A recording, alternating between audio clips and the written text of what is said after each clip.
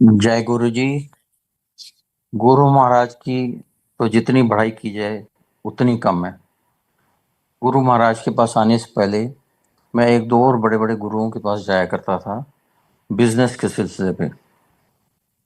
हमारा एक छोटा सा ज्वेलरी का स्टोर है गुड़गांव में।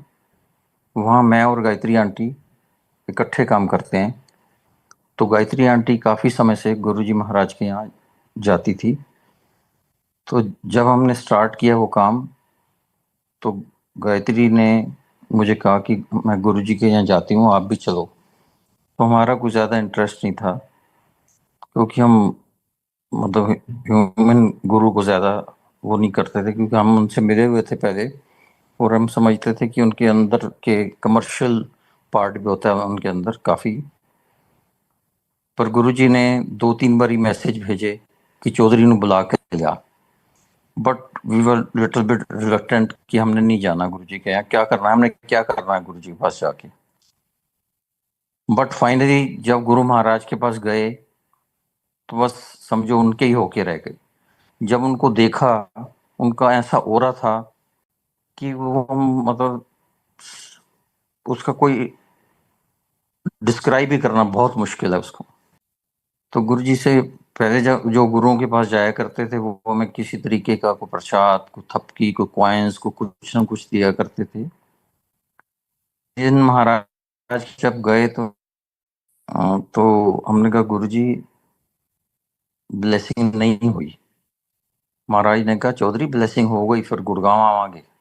बट आई सेड गुरु जी नहीं हुई। तो एक संगत, पुरानी संगत बैठे हुए थे गुरु महाराज के चरणों में, सेवा कर रहे थे उनकी। उन्होंने मेरी तरफ से कहा गुरु महाराज को ऐसे नहीं कहते। मैंने कहा जी आप अपना काम करिए, मुझे अपना काम करने दीजिए। जब मैंने ये बोला तो गुरु महाराज थोड़ा मुस्कुराए और कहने लगे नहीं हुई ब्लेसिंग। मैं गुरु जी नहीं हुई। कहते फिर बह जा। और उन्होंने ये कह के मुझे बिठा दिया। तो उस रात गुरु महाराज ने बहुत ब्लेस किया और काफी लेट तक बिठाया। जब अंदाजा को 2:30 पौने 3 बजे होंगे, तो गुरु महाराज ने गायत्री को कहा गायत्री उत्थे जाके थोड़ी साइड पे जहाँ म्यूजिक सिस्टम रखा होता था, उत्थे जाके सत्संग सुना। तो सत्संग सुनाने लगी और जितने भी उस टाइम पे लोग थे 10 15 20 जो भी थे, उन्होंने सब उनको उनके आसपास बैठ गए और महाराज की सत्संग करने लगी। पर मैं वहां से नहीं हटा, क्योंकि मुझे गुरु जी से बहुत ही प्यार आ रहा था। एक अलग ही दुनिया में मैं बैठा हुआ था और मैं हटना नहीं चाहता था वहां से। जब मैं काफी नजदीक पहुंच गया गुरु महाराज के, कहने लगे जा चौधरी तू भी जा, गायत्री सत्संग कर रही है, सत्संग सुन। मैं कहा गुरु जी ये कहानियां मैं रोज सुनना। गुरु जी कहते कहानियां? मैं कहा वही गुरु जी सत्संग। गुरु जी कहते जा फिर सत्संग सुन और ब्लेसिंग होएगी। पर मैं वहां से हटना ही नहीं चाहता था। मैंने कहा गुरु जी सुनना तो कान तो है ना, वो मैं सुन रहा, बट मैं यहाँ से हटना नहीं चाहता था। तो ऐसे काफी देर गुरु महाराज के पास बैठे रहे। तो ऐसे थोड़ी देर बाद मेरे मन में एक इच्छा हुई कि गुरु महाराज से एक मुझे सीडी मांगने का मन कर गया, जो हंसराज हंस की थी। कुछ दिन पहले ही फंक्शन हुआ था वहाँ। मैं कहा गुरु जी चाहिए थी सी। गुरु जी ने बड़ी जोर से कहा मंग की मंगना है। मैंने कहा गुरु जी सीडी चाहिए सी। गुरु जी कहते सीडी? केड़ी सीडी चाहिए तेनों? मैं कहा गुरु जी वो जोड़ी हंसराज हंसती है। कहते तू की करेगा? मैं कहा गुरु जी मैं अपनी कुड़ी ने दिखावांगा। तो गुरु जी वो की पहली सीडी आए वो चौधरी ने देना। और कुछ दिन के बाद मुझे सीडी भी मिल गई। और उस दिन के बाद हमारा गुरु जी से के पास आना शुरू हो गया। और इतना मंदिर में अच्छा लगता था जाके कि मतलब जिसका अंत ही नहीं है, कोई बता ही नहीं सकते, इसको बयान नहीं कर सकते वर्ड्स में। तो हम ऑलमोस्ट डेली जाते थे उस टाइम पे, ऑल द 4 days। तो हम देखते थे गुरु महाराज की कोई ना कोई सेवा में लगा रहता था। कोई चरण दबाता था, कोई हाथ दबाता है, कोई शोल्डर्स, कोई हेड। तो कोई ना कोई महाराज की सेवा में रहता था। एक दिन मैंने देखा कि कोई भी सेवा नहीं कर रहा था। That was my feeling. मैंने कहा आज गुरु जी थोड़े उदास से बैठे हैं और कोई इनकी सेवा भी नहीं कर रहा। और मैं उठ के चला गया। मैंने कहा गुरु जी थोड़ी सेवा करनी है। गुरु जी कहते की मैं गुरु जी सेवा करनी थोड़े चरण दबाने। कहते पीछे हो जा और ये कनेक्शन नहीं होया। तो वही फेल्ट वेरी बैड कि गुरु महाराज ने सबके सामने, सारी संगत के सामने कह दिया कि कनेक्शन नहीं हुआ। तो हम यहाँ करने क्या आते हैं? हम तो इस कनेक्शन के लिए आते हैं महाराज के पास। तो हमने सोचा कि अब हमारा जब कनेक्शन ही नहीं है तो यहाँ के क्या करेंगे, फिर नेक्स्ट डे से हम नहीं आएंगे। मैंने गायत्री को भी कहा गायत्री हम नेक्स्ट टाइम से नहीं आएंगे। तो शी सेड नहीं ऐसे नहीं होता, आपके गुरुजी को कष्ट काटते हैं, ये उनके तरीके हैं, आप अभी उनको पूरा समझ नहीं सके। उनके he has his own ways. मैंने कहा जो भी हो, पर महाराज ने ऐसे सबके सामने हमें कर दिया, बड़ा इंसल्ट फील हो रही है, हम तो नहीं जाएंगे। वहां तो कह देता था नहीं जाएंगे, पर शाम होते होते मैं और मेरी वाइफ वहां पहुंच जाते थे। बस डिफरेंस ये होता था कि मैं जाके एक एम्पायर स्टेट में पिलर था, पिलर की ओट में छुप जाता था कि महाराज से आई कांटेक्ट ना रहे, क्योंकि मैं रूठा हुआ था महाराज से। बस जाता था, माथा टेकना, बैठना, लंगर प्रसाद किया, आज्ञा दी और घर। बहुत दिन ऐसे चलता रहा। एक दिन मैं जब माथा टेकने के उठा तो गुरुजी ने कहा पीछे जाके बैठ जा। तो मैं पीछे जाके बैठ गया। थोड़ी देर बाद जब थोड़ी संगत कम हो गई तो गुरुजी ने बड़ी जोर से, काफी जोर से कहा चलो चौधरी चलो, हो गया कनेक्शन, लाओ इंटरनेट ते करो गुरु नाल गल्लां। फिर गुरुजी ने इशारा करके हमें बुलाया। जब मैं नजदीक आया तो महाराज कहने लगे चल चौधरी हुण अपना कनेक्शन हो गया है, हुण इंटरनेट लगाओ तो करो फिर गुरु नाल गल्लां। तो मुझे बट उस टाइम पे, उस मोमेंट पे पूरी बात समझ नहीं आई। मैं जब बाहर आया तो अर्जुन जी खड़े हुए थे। मैंने कहा अर्जुन जी यहाँ कोई वेबसाइट भी है? गुरु जी कहते हैं हाँ हाँ है, क्यों क्या हुआ? तो मैंने उनको सारी बात बताई। वो कहने लगे नहीं भैया नहीं, आप कैसी बात कर रहे हो, महाराज के साथ अब आपका डायरेक्ट कनेक्शन हो गया है, अब देखते जाओ नजारे आप, क्या होना है अब आपके साथ। मैंने कहा अच्छा, मुझे तो समझ नहीं आई तब भी, बट ही वॉज राइट। उस दिन के बाद सच में ऐसे नजारे थे, नजारा इन द सेंस कि जो मन में आ जाता था वो पूरा हो जाता। जो मीन्स जो जो कुछ भी सोच लो वो पूरा होना शुरू हो गया। महाराज की ऐसी महिमा, ऐसे ट्रांजिट में चले गए और ये समझ आई कि गुरु महाराज नहीं है, ये साक्षात भगवान है। सिर्फ भगवान ही ऐसा कर सकते हैं कि सिर्फ उनके सिर्फ कहने से कि कनेक्शन हो गया, आपके जो मन में आता है पूरा हो जाता है। तो पर कुछ समय के बाद अपने आप से डर लगने लगा कि हम तो इंसान हैं, हमारे तो बहुत विकार हैं, हम तो किसी के बारे में कुछ बुरा सोच लेते हैं। अगर हम किसी के साथ बुरा सोचेंगे उसके साथ बुरा हो जाएगा। तो वो गुरु महाराज से माथा टेकते थे और यही कहते थे, आज भी यही कहते हैं, गुरु महाराज सोच को सीधी रखना, कहीं किसी के साथ भी बुरा ना हो जाए, हमारे मन में किसी के लिए बुरे विचार ना आ जाए, क्योंकि आपने तो ब्लेस कर रखा है, हमने उस ब्लेसिंग को संभाल के रखना है बस, और कुछ नहीं चाहिए हमें। ऐसे गुरु महाराज गायत्री आंटी के थ्रू ही कई बार कहते थे की कहंदा चौधरी।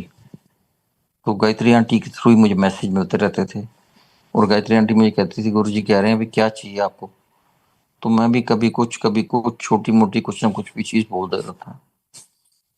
एक दिन मेरे मन में आया कि ऊपर मेजनीन में महाराज की बहुत सुंदर, जो मुझे सारे स्वरूप सुंदर है पर एक स्वरूप मुझे बहुत सुंदर लगता था। तो मैंने गायत्री आंटी को कहा गुरु जी को मुझे वो स्वरूप चाहिए। तो गायत्री आंटी कहने लगी ये कोई बात कहने की, स्वरूप चाहिए? अब उस समय में ऐसा नहीं होता था कि गुरु महाराज से कुछ स्वरूप मांगे, शायद ऐसा नहीं होता था। बट गुरु महाराज ने फिर उनसे पूछ लिया की कहंदा है। तो उन्होंने कह दिया गुरुजी ऐसे स्वरूप कह रहे थे। गुरुजी कहते हाँ मंगा के दो, पंजाब से 2 दिन के अंदर वो कुरियर होके स्वरूप आ गया। जबकि उस समय कुरियर सर्विस इतनी अच्छी नहीं थी, बट स्टिल वो आ गया। और उसके कुछ दिन के बाद ही मैं मंदिर में था और गायत्री आंटी का फोन आया, आप कहाँ हो भैया? मैंने कहा मैं मंदिर में हूँ। कहती मंदिर में कहाँ? मैंने कहा मैं तो लंगर प्रसाद की अभी वेटिंग में हूँ, बाहर हूँ। तो शी सेड जल्दी से आ जाओ। मैंने कहा क्या हो गया? तो कहने लगी नहीं आप आ जाओ फिर बताती हूँ आपको। मैंने कहा मैं ऐसे नहीं आऊंगा, आप बताइए। तो शी सेड कि उस स्वरूप में से अमृत निकल रहा है। मैंने कहा अमृत निकल, ये कैसे पॉसिबल होता है? क्योंकि कुछ दिन पहले ही अर्जुन जी ने मुझे कहा कि जो आपको स्वरूप मिला है ना, उसके ऊपर गुरु महाराज की सिग्नेचर करवा दो। तो मैंने कहा अच्छा ये भी बहुत अच्छी बात है। तो मैंने उसको एक सिल्वर के फ्रेम में डाल के नए पेन के साथ महाराज के पास पहुंच के मैंने कहा गुरु जी इससे साइन कर दो। महाराज ने कहा चौधरी ब्लेसिंग हो चुकी है। बट फिर वही बात है, जो दूसरे को मिला है हमें भी चाहिए। सबको महाराज साइन करके देते हैं तो हम भी साइन चाहिए। मैं कहा गुरु जी साइन कर दो। तो महाराज कहने लगे साइन तो मैं कर देंगा, ब्लेसिंग इत्थे रुक जाएगी। मैं कहा नहीं महाराज नहीं। फिर यही ठीक है, आप अपना इसको हाथ में ले लो और इस पे अपनी नजर लगा डाल दो। गुरु जी कहते ए ठीक है। उन्होंने वो फ्रेम लिया और उस पर नजर डाल के मुझे दे दी। ये वही फ्रेम है जिसके लिए गायत्री आंटी ने बोला कि आप जल्दी से आ जाओ और वहां से अमृत निकल रहा है। क्योंकि हम थोड़ा टेक्निकली साउंड है, थोड़ी फिजिक्स केमिस्ट्री ठीक ठाक सी पढ़ी हुई थी। तो मैंने कहा भाई ये कैसे पॉसिबल है कि प्लास्टिक के अंदर में से अमृत निकलना शुरू हो जाए। शी सेड आप आओ आप खुद देखो। मैंने कहा अभी तो मैं नहीं आ रहा, कल देखेंगे। तो नेक्स्ट डे जब हम गए, मैंने खुद अपनी आंखों से देखा, थोड़ा थोड़ा अमृत निकल रहा था। वही फ्रेग्रेंस, सेम फ्रेग्रेंस, सब कुछ सेम था। तो उस दिन जब गायत्री आंटी मंदिर गई, गुरु महाराज ने कहा हाँ फिर की कहता है? गायत्री आंटी ने कहा गुरु जी उसमें स्वरूप में से अमृत निकल रहा है। गुरु जी ने कहा तूने किया नहीं, ब्लेसिंग वड्डी कि साइन वड्डे?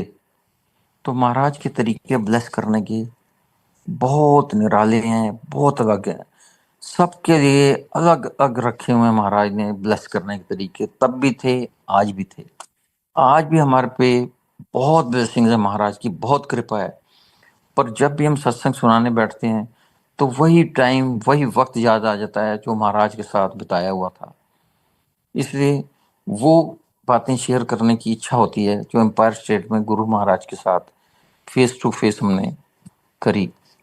ऐसे ही एक दिन मैं लाइन में लगा हुआ था, महाराज कहने लगे चौधरी, हम पहले पटेल नगर रहा करते थे, गुरु जी के चौधरी तू गुड़गांव शिफ्ट हो जा। हमने कहा अच्छा जी। जब महाराज को तो अच्छा जी कह दिया, जब बाहर आए तो मैंने अपनी वाइफ को कहा यार ये कैसे पॉसिबल होगा हमारे लिए, क्योंकि हम जॉइंट फैमिली में रहते हैं, पेरेंट्स भी हमारे साथ रहते हैं। वो क्या सोचेंगे कि क्यों जाना है? क्योंकि वहां कोई हमें प्रॉब्लम किसी टाइप की नहीं थी, कोई फ्रिक्शन नहीं था, कुछ नहीं था किसी के साथ भी। जॉइंट फैमिली में ब्रदर सिस्टर अपने अपने फ्लोर्स पे रहते थे, कोई इशू नहीं था। खैर हमने मॉर्निंग में उठा, मैं गुरु जी डैडी को कहा डैडी गुरु जी कह रहे थे कि गुड़गांव शिफ्ट हो जाओ। डैडी कहते हैं गुरु जी कह रहे थे? मैं कहा "हाँ।" कहते फिर की सोच दो, गुरु जी कह रहे थे हो जाओ शिफ्ट। सो कूली सेड हो जाओ, और हम गुड़गांव शिफ्ट हो गए। जब शिफ्ट हो गए तो मेरा बेटा पढ़ता था 8th में, तो उसकी एडमिशन होनी थी 9th में। वो वहां पे रामजस स्कूल में पढ़ता था, पटेल नगर के पास ही आनंद पर्वत पे। तो जब हमें यहाँ स्कूल चूज करने थे तो हमने हमारे मन में शुरू में बचपन से ही, जब वो छोटा बच्चा था तब से था कि उसको श्री राम स्कूल में एडमिशन करवाना है। पर तब उसका एडमिशन वहाँ श्री राम में हुआ नहीं। एनीवे तो हमने रामजस में करवा दिया। तो यहाँ के हमारा मन फिर हुआ कि उसको श्री राम में करवाएं। तो मैं यहाँ 2 स्कूल थे श्री राम के, one was in phase 3 and one was in phase 4। दोनों में ट्राई किया तो उन्होंने हमें फॉर्म भी नहीं दिया, क्योंकि दे सेड कि आपका बेटा जो है वो सीबीएसई करिकुलम में और यहाँ आईसीएसई चलता है, दोनों के सिलेबस में बहुत डिफरेंस है। तो बात सच भी थी, हमने पता किया ठीक बात है ये, तो हमने वो ख्याल छोड़ दिया और उसको बाकी स्कूल में टेस्ट करवा दिए। एक डीपीएस में करवाया, एक एमआईटी में करवाया और एक हेरिटेज स्कूल था, यहाँ अच्छा स्कूल है, उसमें करवाया और उसने तीनों में क्रैक कर गया वो। अब फिर कंफ्यूजन, जब कोई कंफ्यूजन होता था छोटा या बड़ा, हमारे पास तो गुरु महाराज थे और आज भी हैं, उनके पास चले जाते थे, गुरु जी कितने एडमिशन कराइए। गुरु जी कहते कितने कितने हुआ है, मैं गुरु जी उसमें हो गया, डीपीएस में हो गया, एमआईटी में हो गया और हेरिटेज में हो गया। तो गुरु जी ने जितने मर्जी करा ला। मैं गुरु जी कराना तो चाहते सी श्री राम। गुरु जी कहते जा श्री राम करा दे। अब महाराज ने तो सिर्फ कहा था और हम समझ चुके थे तब तक कि गुरु महाराज ने जो कह दिया वो बस पत्थर की लकीर है, उस पर कुछ हो ही नहीं सकता। और हम नेक्स्ट डे चले गए फॉर्म लेने श्री राम में, और गए तो उस टाइम वो टीचर नहीं बैठी थी जो फॉर्म बांटती थी, दूसरी बैठी थी, उसने हमें फॉर्म दे दिया। हमने फॉर्म भर के जमा करा दिया। जब जमा कराने गए तो उन्होंने कहा कि आपके चांसेस जो हैं बहुत कम है, वेरी मी, क्योंकि एक तो आपका बेटा सीबीएसई का है और इसमें सिलेबस में डिफरेंस है, दूसरा 3 दिन के बाद टेस्ट है, इतना टाइम नहीं है कि वो सारा आईसीएसई के सिलेबस को याद कर लेगा, और तीसरी बात है कि 65 एप्लीकेशंस हैं और सीट सिर्फ एक है। But still we are confident कि कुछ नहीं होगा। गुरु महाराज ने जब कह दिया है तो फाइनली है, उसमें कोई गुंजाइश नहीं बची, और वही हुआ। एक सीट ही थी, वो भी गुरु महाराज ने हमारे बेटे को दे दी। जब बेटे को दे दी तो मैं महाराज को शुक्राना करने गया, थैंक्स कहने गया। गुरु जी को जब कोई थैंक्स कहता है, आज भी महाराज बहुत खुश होते हैं। जब मैंने कहा गुरु जी थैंक यू, मुंडे की एडमिशन हो गई है, गुरु जी कहते चौधरी सोच सीधी सी ना तो काम सीधा होया, जे सोच पुठी होती तो काम पुठा होना सी। ये लाइन तो एक है अंकल संगत जी, बट इस लाइन में बहुत बड़े मीनिंग छुपे हुए हैं। अपनी सोच को हर वक्त सीधा रखना इंसान के लिए उतना आसान नहीं है, पर उस कोशिश में लगे रहना ज़्यादा मुश्किल भी नहीं है। इसलिए गुरु महाराज की कृपा से अपनी सोच को सीधी रख के चलने की हम कोशिश करते रहते हैं। तब मेरी बेटी उस टाइम 12th में थी और उसको कॉलेज में जाना था, तो वो एक दिन गुरु महाराज के पास गई गायत्री आंटी के साथ ही, क्योंकि उसको कोई एग्ज़ाम देना था उसके लिए। तो गुरु वो ब्लेसिंग लेने गई, तो गुरु जी ने कहा तू वकील लॉ कर ले। गुरु उसने कहा गुरु जी मेरे पास तो साइंस के सब्जेक्ट हैं, उसके लिए तो दूसरे चाहिए होते हैं आर्ट्स के। तो गुरु जी ने थोड़ा सा पॉज दिया, गुरु जी ने जा फिर कर ले इंजीनियरिंग। तो कुछ दिन के बाद 27th में था वैसे वो, मैं गुरु महाराज के साथ बैठा हुआ था, तो गुरु जी ने कहा चौधरी ज्यादा नहीं सोची था, कुड़ी दी एडमिशन हो जाएगी। मैं कहा गुरु जी वो एडमिशन तो हो गई है, SRM कॉलेज है चेन्नई, उत्थे हुई है। गुरु जी कहना ना असं अपनी कुड़ी ਨੂੰ बाहर नहीं भेजना। हमें समझ नहीं आई, और तो कहीं उसकी हुई नहीं थी, और इतने में 3 दिन के बाद महाराज ने 14 छोड़ दिया। पर फिर भी गुरु महाराज ने जो कह दिया वो फाइनल होता है। उसको अल्टीमेटली गुड़गांव के एक अच्छे कॉलेज में एडमिशन मिल गई, और क्योंकि महाराज ने कहा था बाहर नहीं भेजना, तो हमारे मन में हमेशा रहता था कि हमने अपने बच्चे को बाहर नहीं भेजना। उसकी जब इंजीनियरिंग हो गई तो उसको की एरिक्सन में जॉब लग गई, कैंपस प्लेसमेंट ही, और प्लेसमेंट होते ही 15 डेज के अंदर अंदर उन्होंने उसको यूके भेज दिया। यूके के लिए भी वो यही कहती थी कि गुरु महाराज अगर मेरे लिए ठीक हो तभी मुझे इस प्रोजेक्ट पे भेजना, नहीं तो मैं यहीं ठीक हूँ। पर गुरु महाराज ने उसको यूके भेज दिया। जब लंदन से होके आई फिर उन्होंने 1.5-2 साल यहाँ काम किया, और उसका फिर मन कर गया कि मैं एमबीए करूंगी यूएसए से। जब यूएसए से कॉल आ गई, उसको 90% के अराउंड स्कॉलरशिप भी मिल गई। वी वर वेरी हैप्पी कि जो करोड़ों का वो था काम, वो फ्यू लैक्स में हो गया। तो और मन में यही था, मेरी बेटी के हमेशा ये रहता था कि गुरुजी ने तो कहा बाहर नहीं भेजना, तो फिर मैं बाहर कैसे जा सकती हूँ। तो जब वो वीजा इंटरव्यू के लिए गई, तब भी यही कह के गई, अरदास करके गई महाराज को, गुरु महाराज अगर मेरे ठीक नहीं है तो मेरे को वीजा मत देना। फिर उसको वीजा मिल गया, वो पहुंच गई। उसके भी बीच में वहीं कैंपस प्लेसमेंट से उसकी 2 जगह से कॉल आ गई। फिर उसने ज्वाइन कर लिया कोई कंपनी न्यूयॉर्क में। फिर एक H1 वीजा वीजा होता है, उसमें लॉटरी सिस्टम होता है कोई। फिर वो यही कहती थी, गुरु महाराज अगर मेरे ठीक नहीं है तो मेरे उस लॉटरी में नंबर ही नहीं आना चाहिए। But with his grace lottery में नंबर भी आ गया। तो उस बेटी को मैं कई बारी गुरु महाराज के पास ले जाया करता था, जब महाराज फिजिकल फॉर्म में थे। तो देखती रहती थी, गुरु महाराज किसी को कुछ भी ब्लेस कर देते हैं, उनमें बहुत पावर्स हैं। तो वो यंग एज में छोटे मोटे कुछ पिंपल्स विंपल्स बच्चों को हो ही जाते हैं। तो मुझे कहने लगी, पापा गुरुजी को कहो कि मेरे ये पिंपल्स ठीक हो जाएं। मैंने कहा बेटा मैं ये नहीं कह सकता, आप कह सकते हो। तो वो बड़ी बोलती थी गुरुजी कहीं डांट ना दे, डरती थी बहुत, बात नहीं कर पाती थी।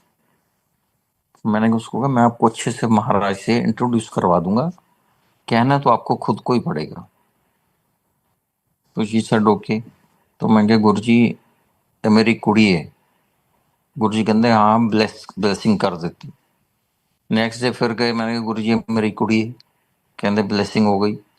ऐसे 7 8 10 बारी जब मैं हर बारी जाता, मैं कहा गुरुजी ये मेरी कुड़ी है। तो 7 8 बारी के बाद गुरुजी ने कहा हाँ मैंने पता है तेरी कुड़ी है। तो गुरुजी से थोड़ा बहुत हम मजाक कर रहे थे महाराज से। मजाक क्या, मतलब अलग सी एक रिलेशनशिप थी, यू कैन डिस्क्राइब। सबका अपना अपना रिश्ता है गुरु महाराज से। तो गुरु महाराज से इतनी बात कर लेता था। जब नेक्स्ट टाइम फिर गया मैंने कहा गुरुजी है, गुरुजी ने कहा "ये साडी कुड़ी है"। जब गुरु महाराज ने कह दिया साडी कुड़ी है, उसके बाद तो कोई क्वेश्चन ही नहीं रहता था कि कुछ कह सकें। और वो गुरु महाराज की कुड़ी हो गई। पिंपल विंपल तो खैर वो छोटी मोटी बातें थी, वो कहाँ गई पता ही नहीं है। बट वो अब हमारी बेटी शिफ्ट हो चुकी थी यूएसए में। तो उस 2021 में कोविड टाइम में उसकी मैरिज फिक्स हो गई यूएसए में ही। और मैरिज भी वहीं होनी थी, पर यहाँ से फ्लाइट्स वगैरह सब बंद थी उस टाइम में। और उन्होंने रैंडम ऐसी एक कोई फिक्स कर ली डेट 14 नवंबर कि हम तभी करेंगे। और यहाँ फ्लाइट्स बंद थी। बट 10 नवंबर को 2021 में फ्लाइट्स चालू हो गई और हम भी वहाँ रहमत को पहुँच गए। 12th के उनकी एंगेजमेंट थी और 14th का उसका मैरिज थी। बिलीव मी संगत जी, वहाँ सारे के सारे अरेंजमेंट्स A to Z संगत ने कराए हुए थे। और वहाँ मंदिर है एडिसन में, ओकवुड में। तो वहाँ महाराज के बहुत अच्छे सेवादार हैं। उन्होंने सारा सारा अरेंजमेंट किया हुआ था वहाँ पे A to Z। तो हम बड़े हैरान हैं कि इतना संगत का सपोर्ट था, इतना सपोर्ट था कि त्रिलोकी अंकल ने अपनी बेटी की तरह उसको वो किया, जैसे अपने बच्चों की मैरिज करते हैं। उन्होंने हस्बैंड वाइफ दोनों ने, अंकल आंटी ने मंदिर में सारे अरेंजमेंट करवाए। और मैरिज भी का जो मंडप है वो मंदिर के अंदर ही लगा। और जब कन्यादान चल रहा था तो मेरी फीलिंग यही थी कि महाराज ने कहा था साडी कुड़ी है। और महाराज उसका कन्यादान महाराज ही कर रहे थे, हम तो बस वहां सिर्फ बैठे हुए थे और हमारा कोई रोल नहीं था। तो गुरु महाराज ने जो बात कह दी वो हमेशा अटल होती है, उसका कोई भी अंत नहीं होता। तो जैसे मैंने आपको कहा, गुरु महाराज के हमें तो मैसेज आते रहते थे गायत्री आंटी के थ्रू। तो गुरुजी ने एक बारी गायत्री आंटी को कहा, चौधरी नु कह वधिया डायमंड का काम शुरू करे। तो उन्होंने कह दिया, और तब हमारे पास गोल्ड डायमंड सिल्वर का ज्यादा काम था, थोड़ा बहुत डायमंड होते थे वह बहुत ही कम। और थोड़े दिन बाद फिर गुरुजी ने कह दिया, तो चौधरी नु कैसी वधिया डायमंड का काम शुरू करे। गायत्री आंटी ने मुझे फिर कह दिया, मैंने कहा भाई उसमें बहुत फंड्स चाहिए, ऐसे कैसे होगा। कुछ दिन के बाद फिर गुरुजी ने कह दिया। मैंने गायत्री को कहा, भाई आप गुरुजी को कहते क्यों नहीं हो कि हम कह रहे हैं फंड्स चाहिए बहुत उसके लिए। तो फोर्थ टाइम गुरुजी ने कहा, तो गुरुजी ने कहा दोनों किया नहीं मैं जो, हाँ। तो गायत्री आंटी ने कह दिया तो मैं थोड़ा खुश हो गया, क्योंकि हमने उन दिनों सुना था कोई कुछ ऐसे गुरु वगैरह बड़े बड़े ज्वेलर्स को फंडिंग करते हैं। तो आई थॉट कि मुझे भी फंडिंग होगी, मैं उस फंड के वेट करने लगा। गुरु महाराज ने थोड़े दिन बाद फिर कह दिया कि उन्हें काम शुरू नहीं किया। मैंने कहा वही गायत्री जी, आप उनको गुरु जी को कहो भी फंड्स नहीं है अभी, and I was waiting for funds. तो गुरु जी के पास उन्होंने कहा, गुरु जी वो तो कह रहे हैं फंड्स नहीं। तो गुरु जी कहने छड़ पिछे उन्होंने नॉर्मल रेंज के डायमंड का काम शुरू करे। जब गायत्री आंटी ने मुझे आके ये कहा कि गुरु जी कह रहे हैं छोड़ो पीछे, नॉर्मल रेंज के डायमंड का काम शुरू करो, तो मुझे समझ आ गई कि गुरु महाराज की फंडिंग ये कोई कैश फंडिंग नहीं होनी, यहाँ से महाराज की फंडिंग ब्लेसिंग की फंडिंग है। इतना कुछ जानते पहचानते फिर भी हम मूर्ख नहीं समझ पाते कि गुरु महाराज की ब्लेसिंग्स जो है वो सबसे ऊपर है। कैश फंडिंग तो कभी खत्म हो सकती है, गुरु महाराज की ब्लेसिंग्स कभी खत्म नहीं हो सकती। और विद इन 2 years हमारा सारा काम शिफ्ट होके डायमंड्स में हो गया। आज भी हम सिर्फ मोस्ट मतलब 95% काम हमारा डायमंड्स का है। गुरु महाराज की बहुत बहुत बहुत ब्लेसिंग्स है। जैसे मैंने आपको बताया, गुरु महाराज ने हमें शिफ्ट करवा दिया गुड़गांव में। तो गुरु जी ने एक दिन कहा तू शिफ्ट हो जा। मैं गुरु जी कदों हो जावा, कहते तू अप्रैल विच हो जा।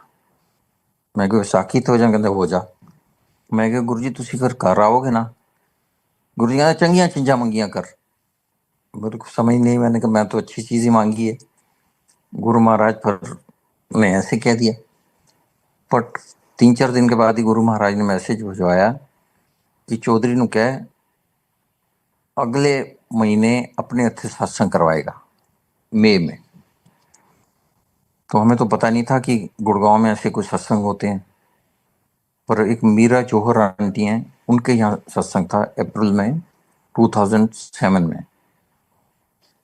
तो हम वहाँ गए, तो वहाँ कमांडर अंकल जो हैं वो इंचार्ज थे, वो कोऑर्डिनेट किया करते थे, आज भी करते हैं।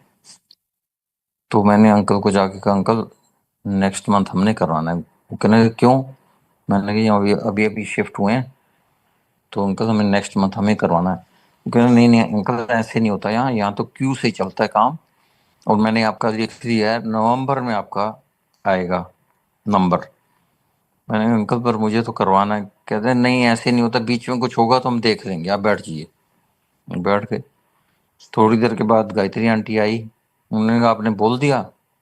मैंने कहा नहीं मैंने तो नहीं बोला, वो तो पर्चियां को बांट दी हैं, तो नेक्स्ट मंथ तो कहीं और होना है। तो शी सेड नहीं नहीं, गुरु जी ने कहा है आपके यहाँ होना है तो आपके यहाँ ही होना है। तो हम फिर चले गए कमांडर साहब के पास, उनको बताया कि ऐसे ऐसे गुरुजी ने कहा है। तो कहने लगे, मुझे अभी भी उनके कमांडर साहब के कमांडर अंकल के वर्ड्स याद आते हैं। वो कहने लगे कि जब गुरु महाराज ने स्वयं कहा है तो ही सुप्रीम, फिर तो अंकल आपके यहाँ ही होगा। बट गुरु महाराज ने हमें, इतने साल हो गए हैं ये सत्संग ऑर्गेनाइज करते हुए, गुरु महाराज ने कभी भी इसमें इंटरफेयर नहीं किया, मतलब इस टाइप की कोई बात नहीं की। पर अगर आज उन्होंने कहा है तो अंकल आपके यहाँ ही होगा सत्संग, तो आइए अनाउंस कीजिए। तो हमने अनाउंस कर दिया कि नेक्स्ट मंथ हमारे यहाँ सत्संग होगा, और जो भी चिट जिसको मिली हुई है वो उसके नेक्स्ट मंथ के लिए शिफ्ट हो जाएंगी, जून में होगा उनके यहाँ। तो हमने हमने 27 मई 2007 में अपने यहाँ सत्संग रखवाया, और बहुत एक्साइटेड थे हम। घर तो हमारा बहुत बड़ा नहीं था, डुप्लेक्स था, बट बहुत बड़ा नहीं था। तो हमने कमांडर अंकल से पूछा, अंकल कितनी संगत होती है? वो कह रहे हैं अंकल 60 से 80 के बीच में होती है, ताकि आपको कोई अरेंजमेंट्स करने हैं तो आप हायर साइड पे दे दीजिए, 80 तक की करवा दें। तो हमने कहा अच्छा ठीक है, तो बट वी आर एक्साइटेड। तो करते करते वो हमारे से 125 का अरेंजमेंट हो गया संगत का। तो हमने आपस में सोचा अगर कोई बात नहीं बच जाएगा तो हम किसी मंदिर में या कहीं जाके बांट आएंगे। बट संगत जी, संगत इतनी हो गई कि हमारे से मैनेज होना मुश्किल हो गया, बड़ी ऑड सिचुएशन हो गई।